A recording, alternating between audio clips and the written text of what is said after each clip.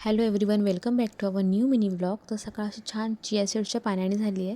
त्यानंतर मी इथं बेडरूमचा एक कोपरा आहे जिथे खिडकीमधून छान कोवळं ऊन येते, सूर्याची किरणे येत आहेत. त्यामध्ये छान स्ट्रेचिंग, योगा, थोडंसं एक्सरसाइज, फेसचं योगा असं थोडंफार करून घेतलं एक 15-20 मिनिट. इथे शिफ्ट झाल्यापासून हा एक माझ्यासाठी प्लस पॉईंट आहे की ते छान असं कोवळं ऊन मिळते. सूर्याची किरणं अगदी 1.5 ते 2 तास सकाळचे असतात. आणि आता सध्या तरी ना उठल्यावर मी आधीच कोणतीही धावपळीची किंवा एक गडबडीची कामं करत नाही घरातली.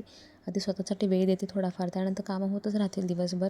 त्यानंतर छान असं स्वतः सावरून घेतलं, अंघोळ वगैरे करून थोडंसं खाऊन घेतलं आणि सकाळी ना चहाला रिप्लेसमेंट म्हणून असं हेल्दी काहीच खाल्लं पाहिजे, जेणेकरून मॉर्निंगला जी काही एनर्जी किंवा पॉझिटिव्हिटी दिवसभरासाठी लागणार आहे ती गेन करू शकतो. त्यानंतर आरूला स्कूलला सोडणं सुद्धा झालं आणि एक छान वॉकही झाला. आणि तुमच्यापैकी बरेच जण असे असतील की स्वतःसाठी वेळ काढत नाही, तर असं काय करू नका. स्वतःसाठी वेळ द्या, भले 15 मिनिट का होईना, पण सकाळचा वेळ द्या स्वतःला.